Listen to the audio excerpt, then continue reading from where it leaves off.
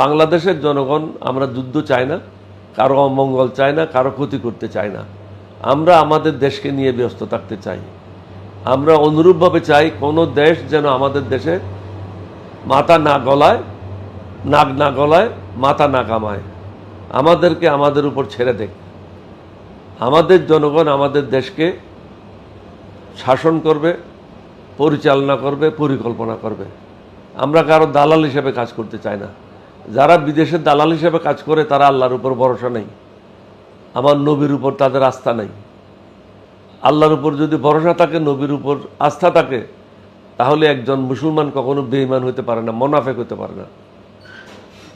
অন্যদিকে আমরা দেখেছি যে ইরানও এখানে আসলে কাশ্মীরের নির্যাতিত জনগণের পক্ষে থাকবে বলে ইঙ্গিত দিয়েছে যে পাকিস্তানের পক্ষে থাকবে। আবার আমেরিকা শোনা যাচ্ছে যে নীরব ভূমিকা পালন করবে, আসলে পাকিস্তানের পক্ষে যাবে নাকি ভারতের পক্ষে যাবে।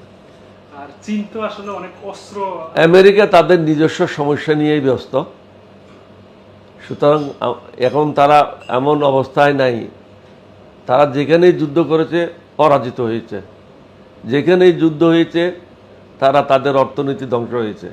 সুতরাং আমি মনে করি না আমেরিকা এই ধরনের একটা ভ্রান্ত পদক্ষেপ গ্রহণ করবে। ইরানের ব্যাপার আমি বলতে পারি না, তবে ইরান হয়তো পাকিস্তানের পাশে দাঁড়াবে, এটা স্বাভাবিক। না দাঁড়ানোটাই অস্বাভাবিক। আচ্ছা, অন্যদিকে আমরা আবার দেখলাম যে কিছুদিন পর পর ফিলিস্তিন ইসরায়েল দ্বন্দ্ব শুরু হয়, অনেক লোক মারা যায় বা বোমা হামলা হয়। এটা আসলে কিসের ইঙ্গিত বা এটা শেষ পর্যন্ত কোথায় গিয়ে দাঁড়াতে পারে? আল্লাহ রাব্বুল আলামিন কোরআনে স্পষ্টভাবে বলেছে, ফিলিস্তিনকে কেউ দখল করে নিতে পারবে না।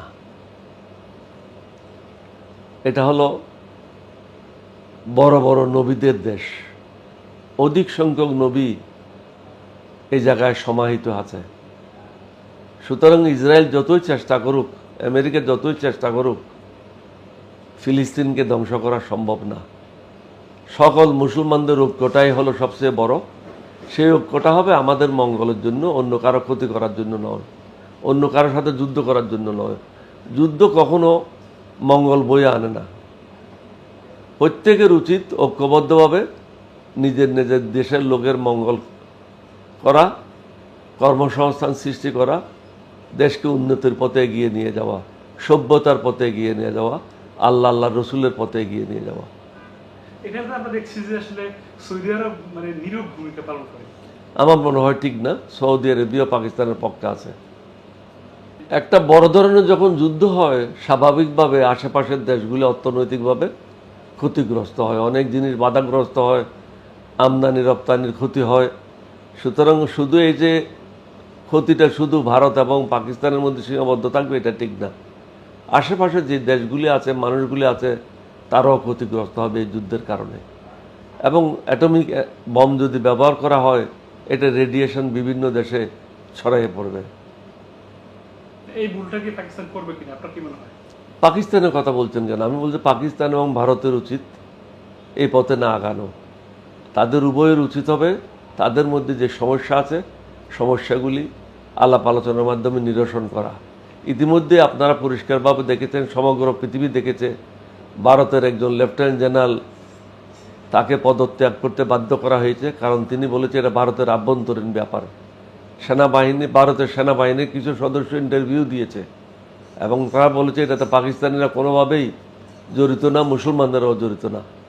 এটা হলো ভারতের বর্তমান যে সরকার জনগণের দৃষ্টি অন্যদিকে সরায় নেওয়ার জন্য, নির্বাচনে জেতার জন্য তারা এই নাটকটা মঞ্চস্থ করেছে।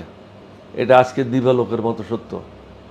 এটা গোপন করার কিছু নেই। বর্তমান বিশ্বে কোনো কিছু গোপন করা সম্ভব না।